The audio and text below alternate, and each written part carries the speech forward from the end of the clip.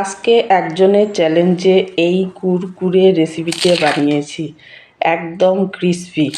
সে দেখে তো অবাক হয়ে গিয়েছিল। আমরা গিয়েছিলাম বাগানে, আমাদের বাড়িতে একজন এসেছে আর বাগানে গিয়েছিলাম ঘুরতে।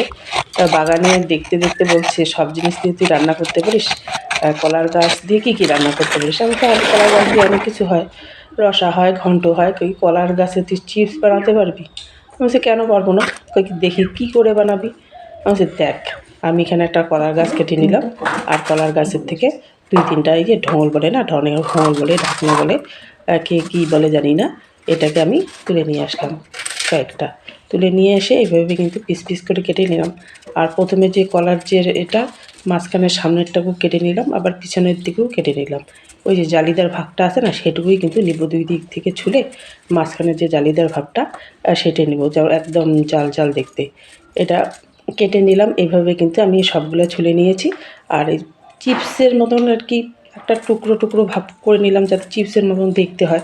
এইভাবে সবগুলো এক মাপের কেটে নিলাম। এখানে একটু লবণ দিলাম, লবণ দিয়ে ভালো করে একটু ঘষে তারপরে একটু জল দেব, জল দিয়ে 5-10 মিনিটের মতন ভিজিয়ে রাখবো। এই কলার যে একটা কষ আছে না, কষটা বেরিয়ে যাবে।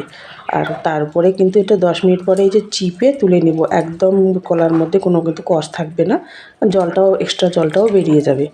আর এটা নিয়ে তার মধ্যে দেবো কর্নফ্লাওয়ার, লঙ্কার গুঁড়া, চাট মশলা আর হলো আমচুর পাউডার দিয়ে সামান্য একটু লবণ দিয়েছিলাম। লবণ তো আগে দেওয়া ছিল, যেহেতু একটু একদম পাতলা পাতলা, বেশি লবণ লাগবে না, আগের লবণেই হয়ে গেছে। এখানে তেল গরম করে তেলের মধ্যে দিলাম।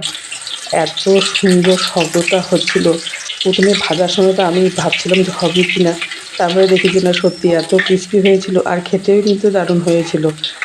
সে তো বললো, বাহ, চ্যালেঞ্জে তুই জিতে গেছিস, সত্যি ভালো হয়েছে। আর কলার যে এরকম একটা রেসিপি হয় আগে তো জানতাম না, আমিও কিন্তু প্রথমবারে ট্রাই করলাম। কিন্তু ভালো হয়েছিল, খেতে দারুণ লেগেছিল, একদম ক্রিস্পি। দেখেন কত সুন্দর জালিদার আর একদম ক্রিস্পি কুড়মুড়ে। আপনারাও বাড়িতে ট্রাই করে দেখুন।